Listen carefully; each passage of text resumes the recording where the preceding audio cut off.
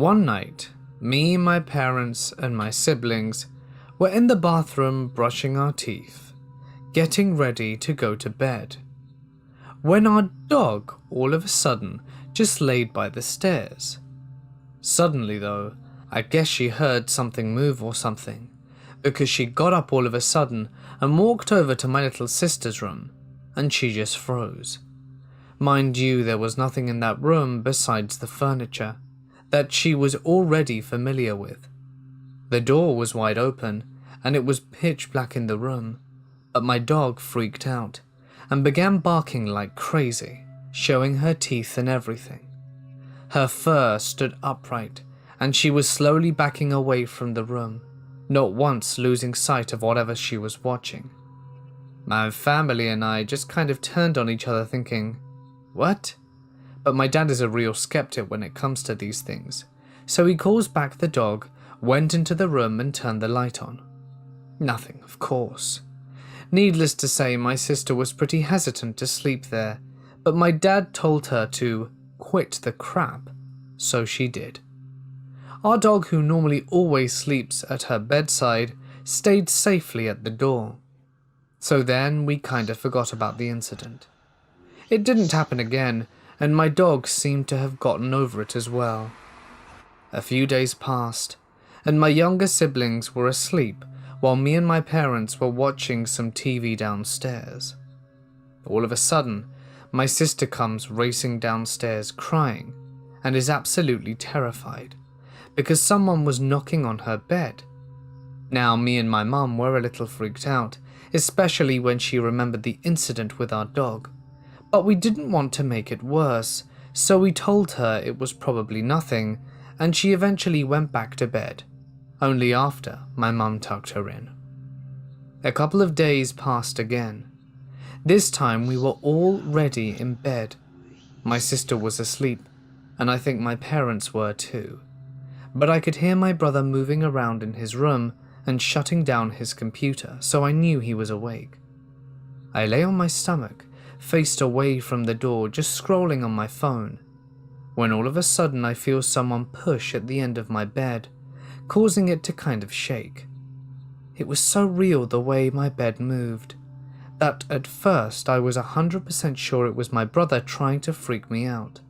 So I just said, "Cut it out, Stephen," and I kept scrolling. I didn't even look behind me, and it happened again. I repeated myself, this time more frustrated. Then it happened a third time. This time I spun around, fully prepared to yell at Stephen, but there was nobody. I literally just froze. I grabbed my covers tighter, and my heart was racing in my chest. I was contemplating what to do. Do I call my brother? Do I just jump to the door and run?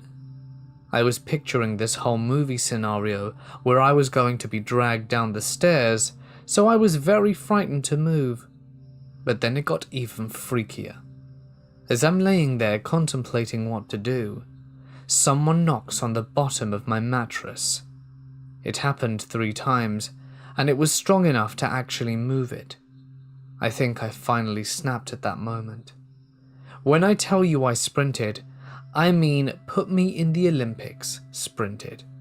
I ran out of my room, yelled for my brother, and woke up everyone, and just freaked the hell out. My dad inspected the room for me like I was 6 again, and I eventually slept in my brother's room on the spare mattress. I still don't know what the hell could have done that, but I'm not hoping to find out.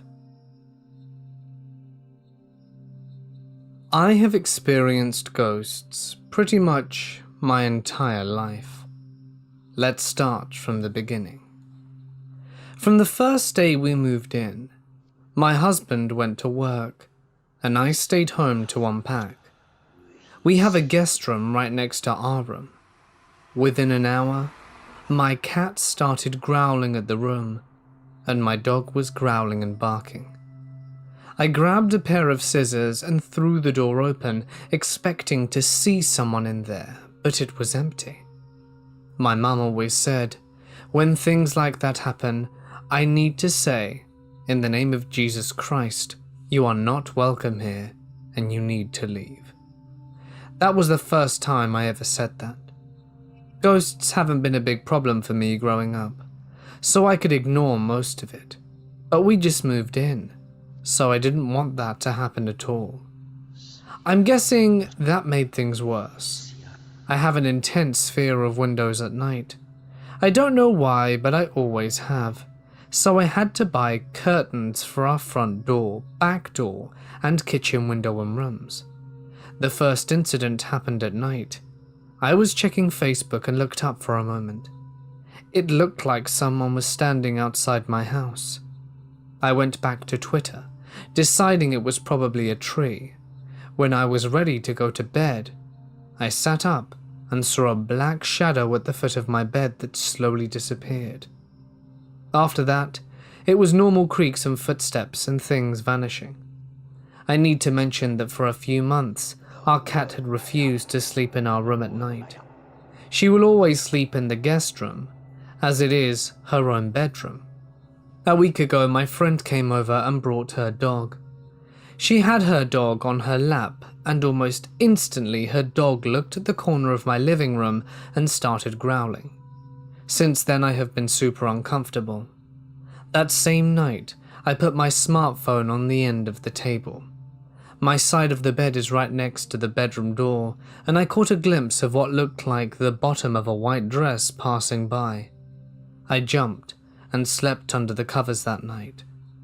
I call my grandma weekly since my mum died in December. While I was on the phone with her talking about my mum, I saw what looked like a shadow figure pass by our guest bedroom, which used to be hers. The animals stayed well away that day. The weirdest one that happened to me a while ago. I'm a night owl, so I'm always up until morning.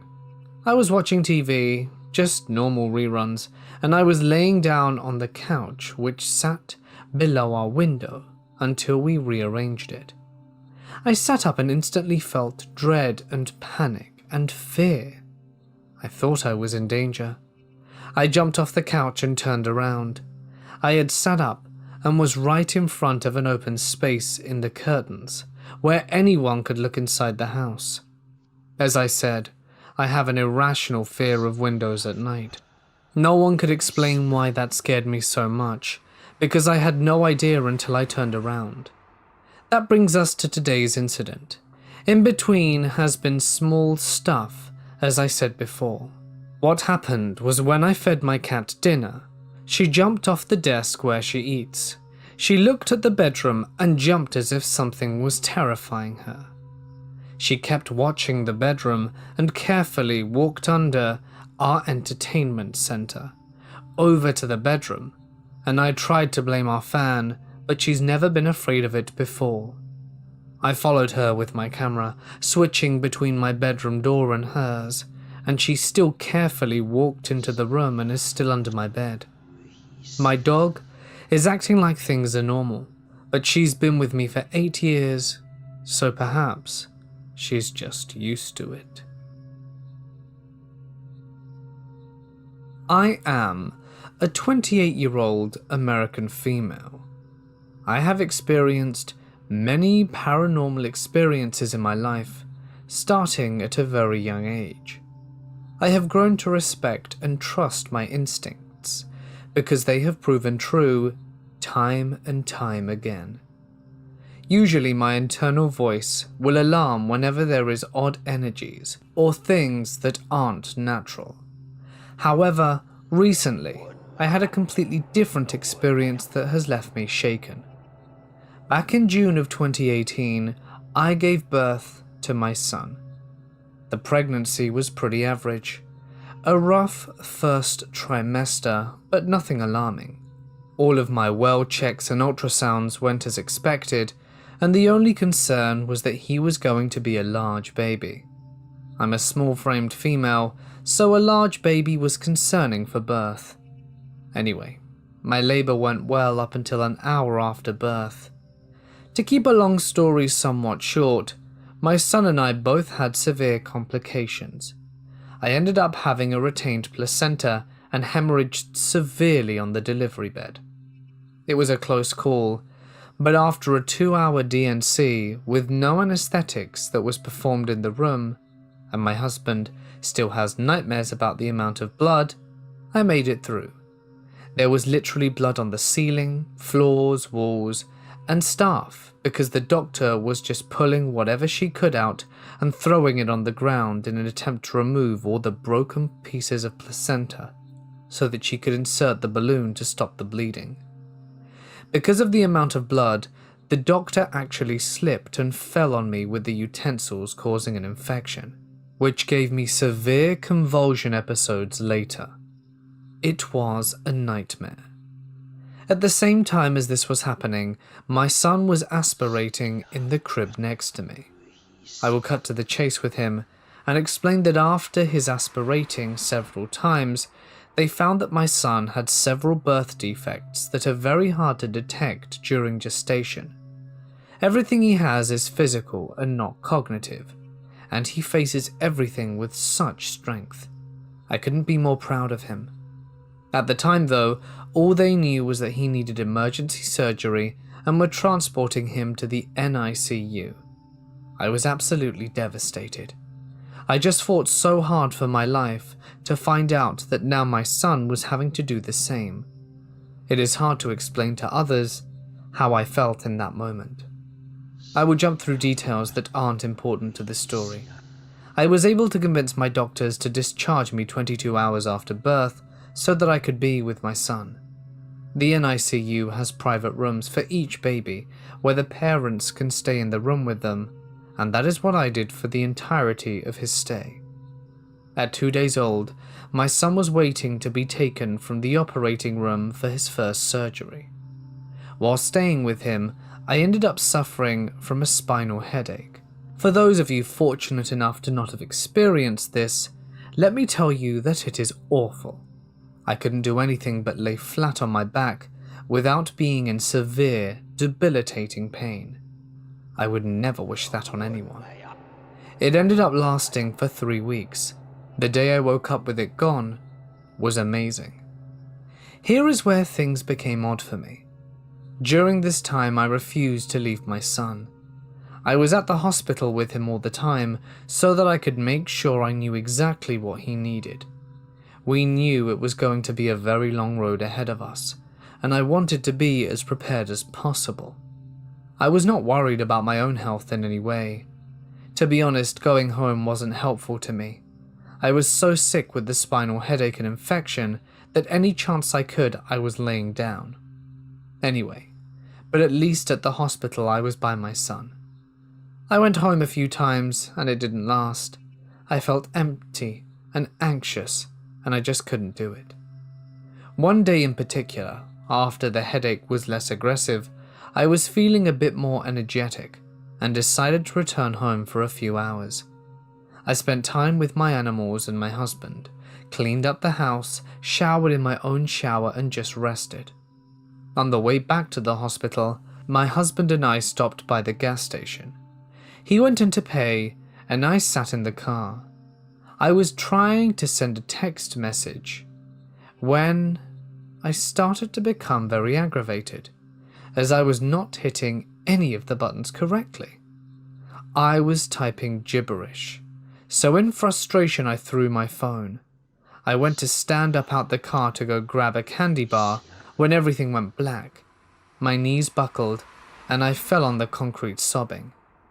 My vision was gone. I felt my husband grab me and ask what was happening, with panic in his voice. I could barely speak in between sobs, but I somehow managed to choke out, "I can't see." Luckily, there was an emergency room not 3 minutes down the road from where we were at, so he rushed me there. I felt him put me in a wheelchair and a nurse came to talk to me. I tried to speak with him and then I realized it was worse. I couldn't feel my tongue. I was trying to speak, but sounded like my face was just injected with Novocaine. At the time, it wasn't amusing, but looking back now it sounds hysterical. Anyway, after a while everything ceased, and I was feeling much better. The staff were concerned that it was either a severe panic attack, as I do have a history of severe anxiety and depression, or it could be a stroke. The doctor ordered a CAT scan. In the meantime, they decided to give me fluids and a new medication through the IV. Unfortunately, that was not a good decision. Just my luck. I apparently have an allergy to this medication, and I went into full dystonia. I lost it.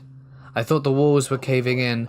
I felt caged. I had panic attacks because I heard that the radiology department was running behind, and I was not willing to be away from my son any longer. I ripped out my IV and I was leaving. Despite my husband and the staff urging me to stay, I wasn't having it. The CT could wait. Clearly, with all I had been through, and already having severe anxiety, it was obvious that I threw myself into the worst panic attack I ever had.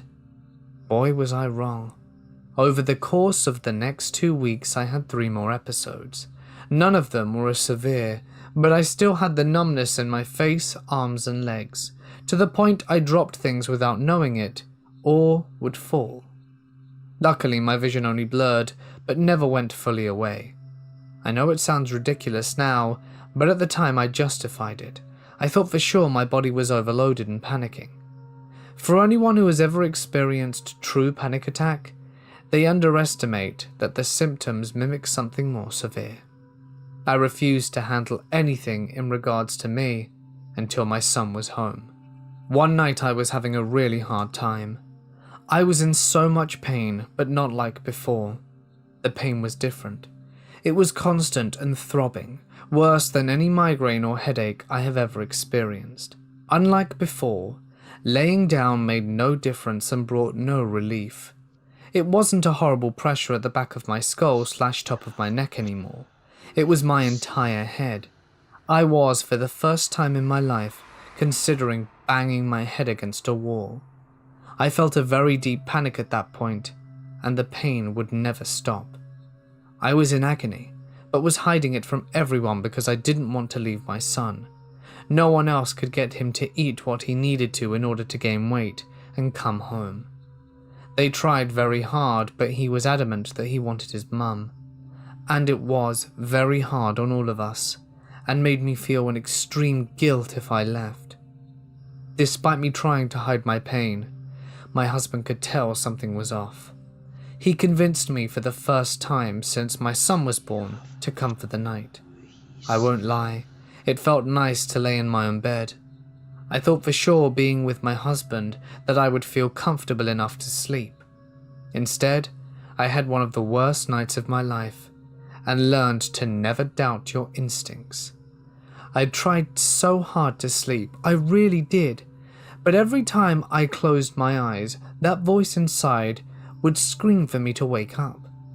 I would jolt awake sweating, my heart was racing, and I felt tears coming. I would calm myself down and lay back down, but it would just repeat. I had no control over my mind. It just kept repeating, "Do not sleep, or you will perish. You will not wake up. You will never see your children again. You need to get up." I was fully convinced.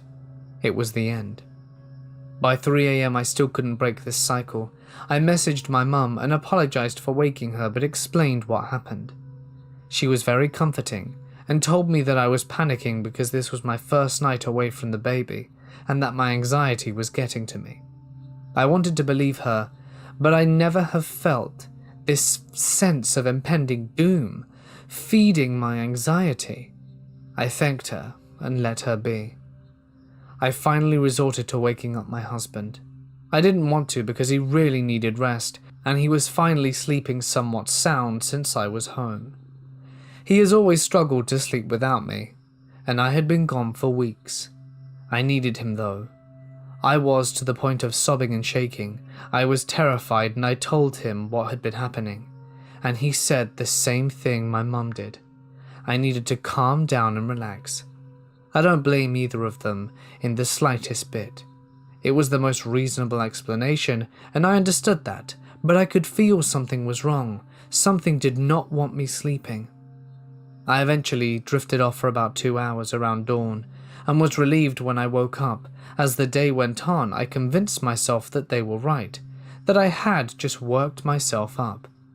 And that evening the baby came home. I was so excited that my family was together again. My mum stopped over to watch the kids so that my husband and I could run to the store for some essentials. While leaving, I had my 4th episode of impending doom, and the feeling hit immediately. I was not ignoring it twice, and had my husband take me to the hospital. I felt ridiculous explaining everything to the staff. I was in the same emergency room I went to before, and other than the doctor, all the staff were the same ones I had prior. I apologized profusely for leaving before. They were all very kind and understanding, and I will forever be thankful for how supportive they were instead of scolding me and making me feel worse. A huge part of me felt dumb for going in and wasting their time over panic attacks, but I couldn't shake the feeling what I had was getting worse. I felt such immense panic. It's hard to put into words. It was deep in my stomach, heavy and sickening. I finally had a CAT scan done, and the doctor came back with the results. I will never forget the look on his face. He looked me dead in the eyes and said, "Darling, I'm so glad you came in. You really should have listened to your husband. You are very, very lucky. You aren't crazy. You are experiencing a CVST. You have a blood clot in your brain, sweetie. It's causing mini strokes, and I need to transfer you to the main campus immediately to be admitted to the stroke unit. This is very serious." I was in complete shock. I was completely convinced that it was not possible for me, a perfectly healthy 27-year-old female at the time, to have strokes. I know that it can be common after birth, but I had no prior symptoms or past history of such a thing. I will always wonder what was telling me so adamantly to get help. Was it me, my grandma, a spirit guide, or something else? Whoever it was straight to the point and very blunt. They made sure I knew the end was near. So to all of you, my advice is to never wait with your health, no matter the circumstances, and never ignore that gut feeling. Trust it, because I can guarantee you, it will be right. I'm 26 and have lived in 3 different places and feel as though either something is following me or for some reason things are attracted to me. As a child, I would have dreams where people would visit me, and then the next day they would pass away. It started with small stuff like that, every now and then. Eventually I went away to college, and little things would happen in the apartment. Stuff falling over right in front of me, and my roommate. The attic being open when we get home, and things going missing. Those things could be explained rationally, I'm sure, but then one night as my roommate went to work, she put her dog in his crate, and I went and took a bath to get ready for bed. A few minutes later, I hear a woman say, "Benny, do you want to come out of your cage?" I call out to my roommate thinking she just got back, and all I heard was a brief silence, followed by furious barks and growls. I think someone's in my apartment. I open the door and Benny is out of his crate and run behind me in the bathroom. Meanwhile, here I am in my towel, looking around the locked apartment. Activity slowed a bit, but my roommate would experience scary things when I wasn't there, and she would always think she heard me talking to her from my room, but would always check and I wouldn't be there. I move out of there with my now husband to a new apartment, new state, and then the same stuff starts happening there, to the point of my dog freaking out about this one corner of the room daily. I started having night terrors, the same one over and over, about some black mist flying into our bedrooms to my side of the bed and a figure with a terrifying face moving in towards me. I would wake up screaming. Finally, here we are at a home now, where we have been for about a year. Again, the little things start happening.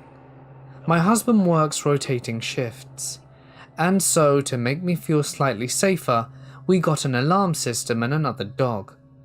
One night, I had my dogs on the bed, and I went to the kitchen to get some water. Halfway there, the door to my bedroom slams shut with such force that it makes the glasses in the kitchen cabinets clink. I walk back to the door, hoping my dogs were playing, and shut it, to find they are both cowering together on the bed, and my German Shepherd's fur is up while she is staring at the door. Another experience more recent was I was home alone. It was around 11 p.m, and I was getting ready for bed and turn on the alarm. I hear the door open at the front of the house, and I was thinking my husband was home. The dogs are going nuts and are jumping at the door. I call out for my husband with no answer. I check the alarm on my phone and it's still armed. Then I hear the door slam very hard from the inside. So at that point I'm freaked. Then I hear men's voices right outside the window behind the bed. The dogs again go nuts and begin jumping at the window. I run to our back door. The dogs run out the back, barking ferociously. No one is there, and I call my neighbors to 1. Make sure there is no party, and 2. To ask them to help me look around. Nothing. No one. My neighbor even checked his security cameras on his front lawn, which has our place in the side view. No one came to the door. My dogs have been reacting to these things that I'm experiencing, and just getting anxious and whatnot about these random things. And now I have the same night terrors that I mentioned before. What do you guys think? I like to think I have a sixth sense. I don't really like talking about it because people think that I'm full of rubbish. It's more a feeling I get when they're around. It's up to them if they'd like to let me see them. It's more a feeling I get when they're around and I get goosebumps. It's my indication that a spirit is among us. I don't really go looking for it, if that makes sense. And it's not like I'll be walking down the street and get goosebumps, and I'm like, oh my god, they're a ghost. No, it's nothing like that. Anyway, one afternoon I was eating dinner with my boyfriend's family. Afterwards, we went to his aunt's house. For whatever reason, they were all in his cousin's room, a 15-year-old female. My boyfriend's sister and her boyfriend walk in, and I follow behind them. The door when you walked into the room was on the left side. As I walked in, I felt something push to the left of my lower back. I turn around assuming it was the doorknob hitting me as the door bounced back off the wall after I pushed it open. It wasn't. Somebody pushed me. Trying not to freak anyone out, I don't say anything, and I immediately got the goosebumps. Michael, my boyfriend's sister's boyfriend, told me, "Did he just push you?" And I said, "Yeah." Well, everyone in the room was looking at us like we're crazy, and I replied, "Wait, you can see him?" "Yeah," he replied. "I can't see him, I can only feel him." And he could see him, not feel. Weird, I know. Turns out we'd gone to her aunt's house because this old man had been haunting my boyfriend's cousin. She would wake up and see him standing in the doorway where he pushed me, standing in her closet and at the end of her bed.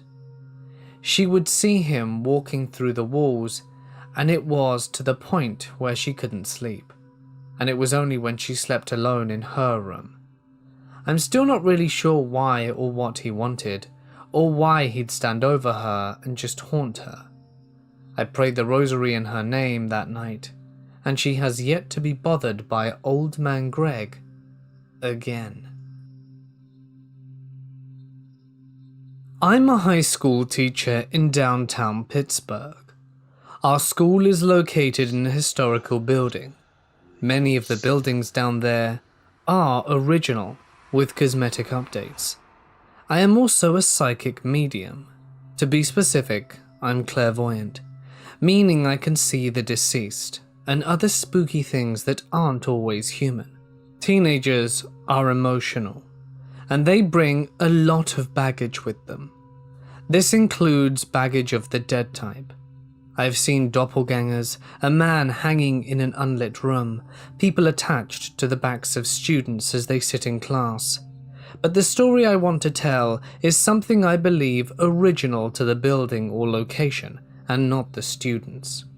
I should add, our school has black marble in many spaces of the school. Our bathrooms are floor-to-ceiling quartz and marble walls. So are our main floors, and each elevator lobby. If you are someone into crystals and natural minerals, this may interest you in connection with the activity.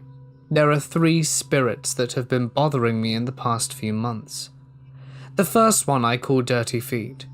When in the bathroom or sometimes in my classroom, I can see the knee down of 2 dirty legs, dirt and moss, and human waste on them. This spirit smells musty and likes to scare you. The second spirit is in our student's stairwell. It's this solid black figure, like coal. He's a man with a very wide grin and red eyes. He seems to breathe like a smoker, heavy and with steam coming off of him. This is not so surprising, as there are many fights and turmoil happening in the stairwells on the daily. Other teachers have commented on how much they dread stairwell duty, not because of the kids, but because of the feeling of dread and anxiousness they get.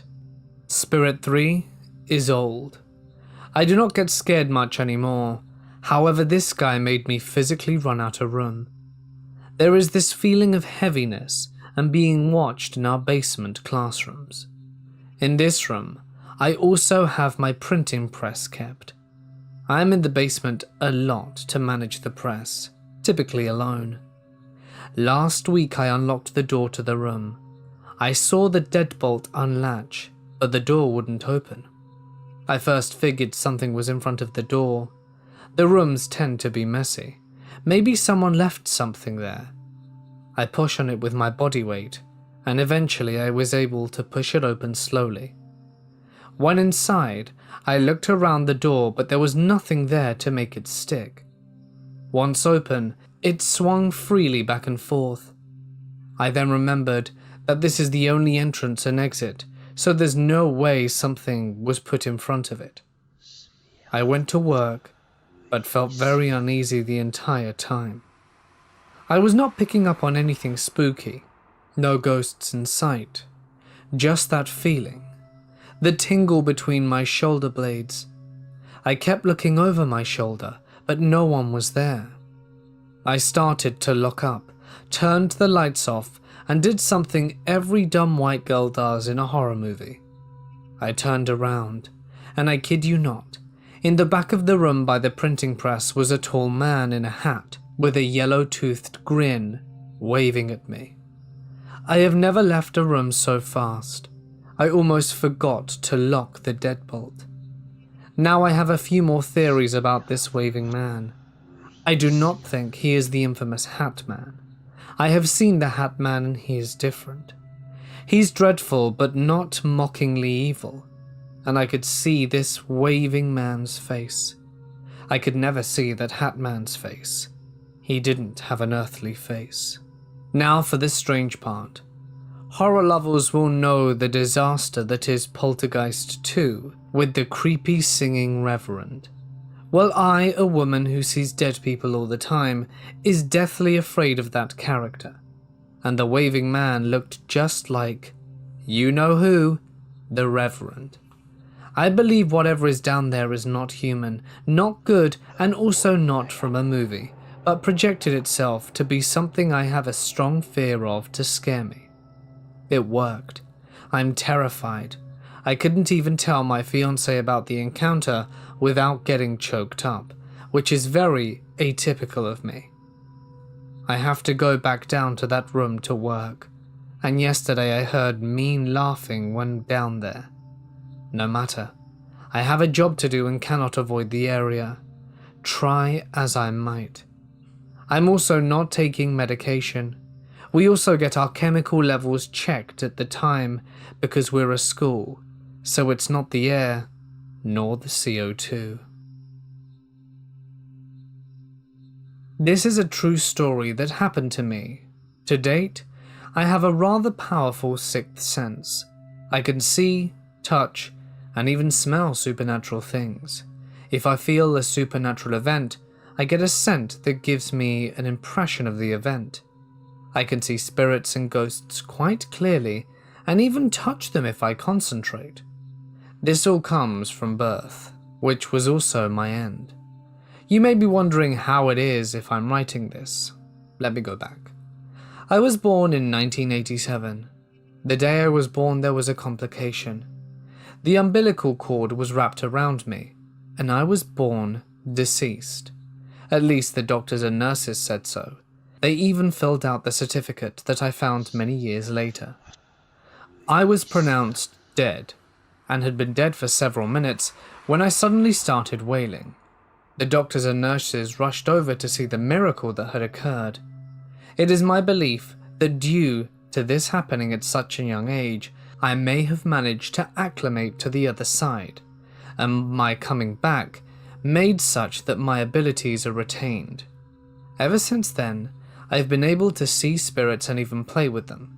However, around 80% of them were good-natured, 15% were ambient about me, and the last 5 scared me. When I was 10, I came back from a school trip when we were camped out. I was passed out on the sofa, and it was late night/early morning, and I needed to go to the toilet by the window. On the 6th floor was a tall dark figure in all dark robes, and he pointed at me as he glided through the window. Its face was featureless and then stopped as if regarding me. It then waved me goodbye and vanished. To this day I still remember the cold feeling in my body. My body wanted to lock itself up, like sleep paralysis, but I was able to fight it off, albeit partially. The sheer cold sensation, the cold sweat forming in my back, the hairs on the back of my head standing up. That entity that visited me was dangerous. If you need a better picture, imagine a Dementor but faceless, kind of like Slender Man. To this day I continue to read any book I can find on spiritual protection, that I feel are not bogus. It's around 4:30 AM here, and all the dogs in my neighborhood are freaking out. I get up to go let my dogs inside the house, figuring that'll calm things down a bit. I open the back porch door and look to my right where there is a fence line to another house. I look over there because it looked like there were some clothes hanging off the fence, and our neighbors have never done that, so I thought it was strange. Then I saw them. 2 men in black suits with no heads. I look at them for a good minute and make sure my eyes aren't playing tricks on me. I don't move, but they just stand there. I could tell that one looked heavier than the other, but that's it. I backed into the house, locked the back door and turned the light off. I go back into my room and tell my husband, who is now awake because of all the dog barking. I tell him I'm gonna wait until it's light outside to get the dogs, because I just saw something I can't explain. I told him what I saw, and I said I feel like I sound crazy, but I saw this, and I'm not joking. He seemed like he believed me, but honestly, I don't know. That's probably why the dogs were barking. They must have this sixth sense. I stayed at a friend's house about 3.5 months ago, and this is when it first started. We ate dinner and watched The Golden Girls before crashing out. I told her I was ready for bed and headed to the guest bedroom. She asked if I would leave the door open, because her cat likes to go in there, and if I don't he'll scratch at the door. So I left the door open.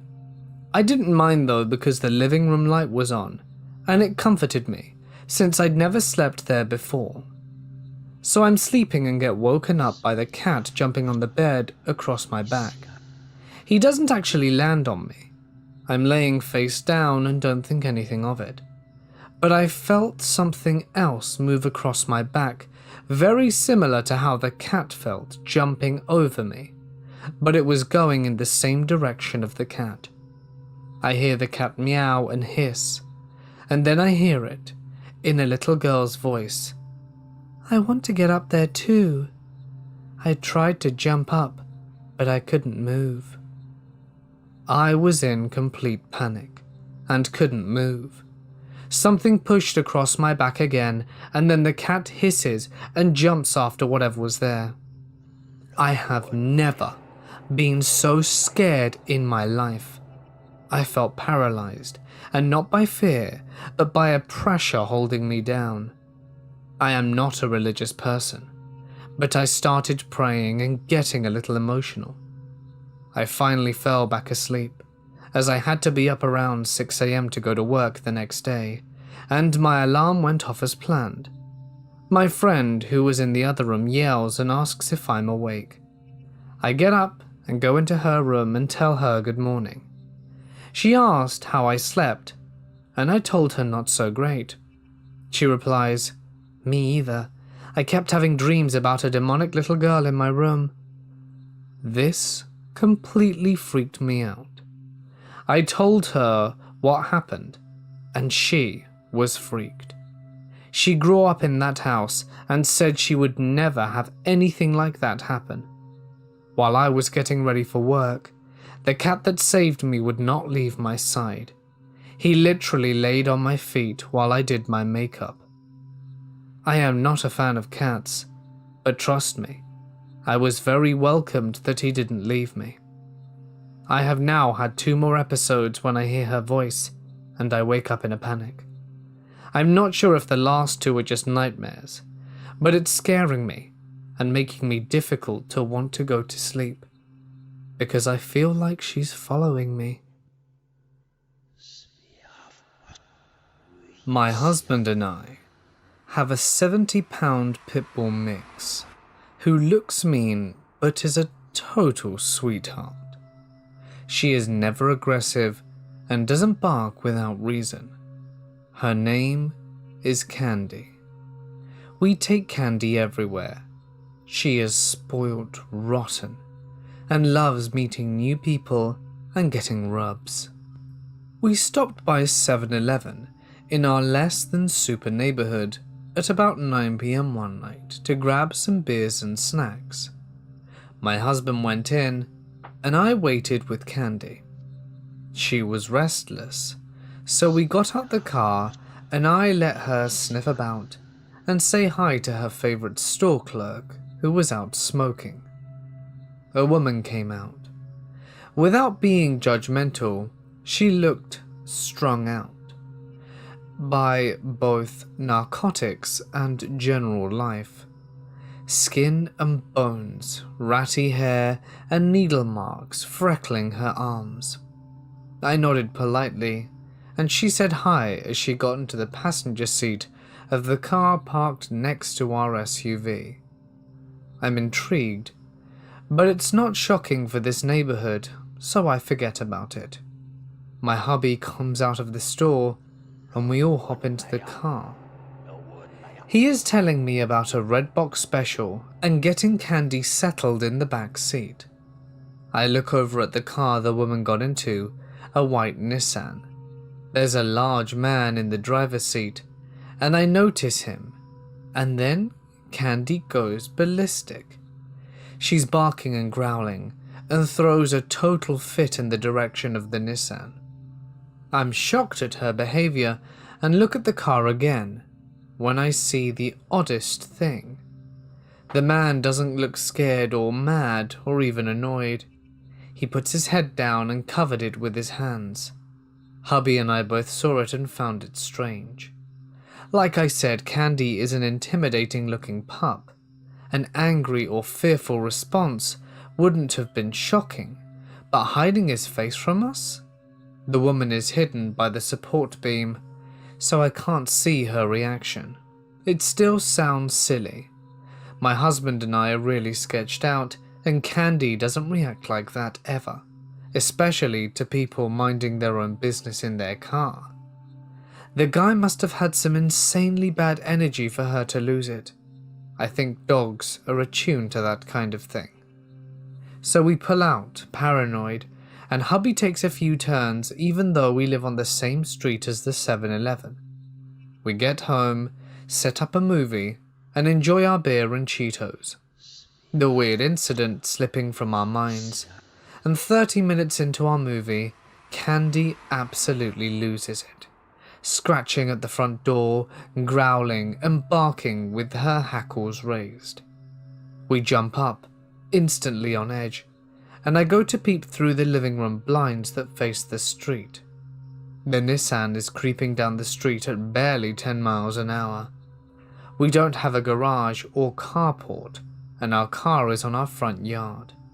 The Nissan stops, the driver obviously recognizing our car. I grab my shotgun. Luckily, the lights in front of the house were already off, so we weren't visible, and we crouch below the windows. And my husband calls his uncle, as police have a habit of not responding in these lower income areas. But this time, the Nissan is in the driveway. My hubby is looking through the peephole. The woman gets out. She looks cheerful and goes to the front door and knocks. "Hey, you guys want a party?" We don't respond, but we let Candy keep at it. She's barking and growling, sounding scary, like a damned hellhound. "Come on, we don't bite." My husband tells them to get lost, and I cock the shotgun right by the door. The woman starts laughing hysterically.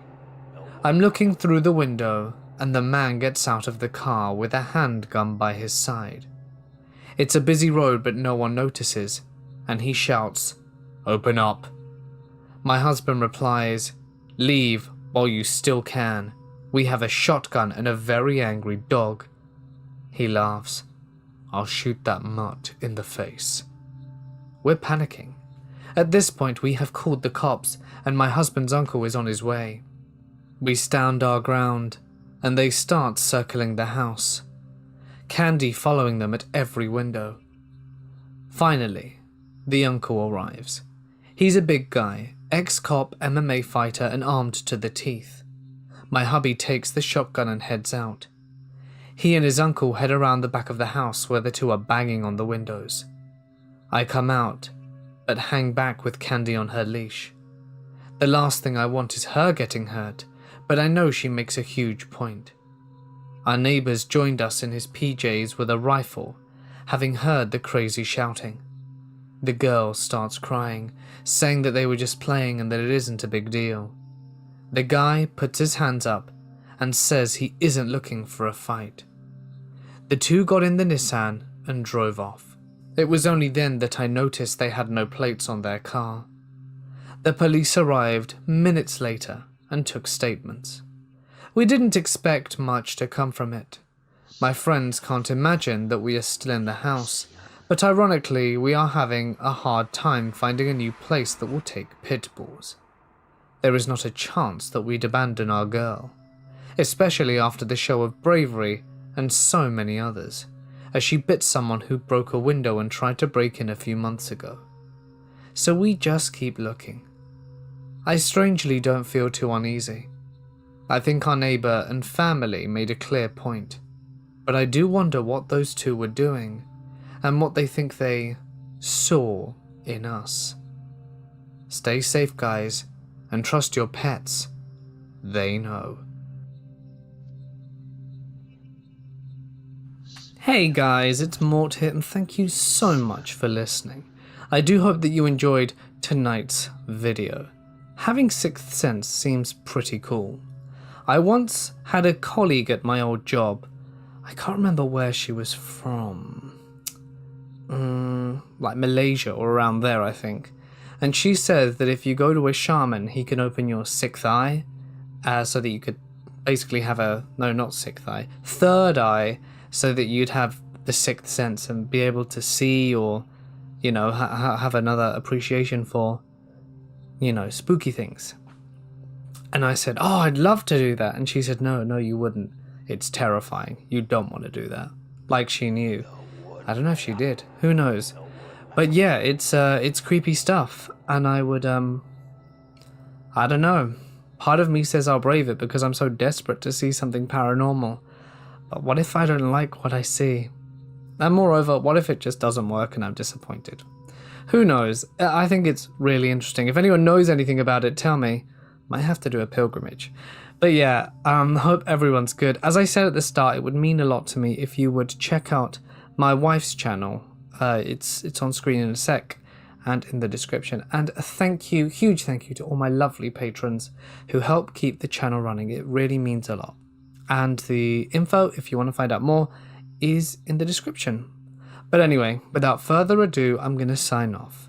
The link to my wife's channel is now on screen. I hope to see you over there, and I'll see you in the next one.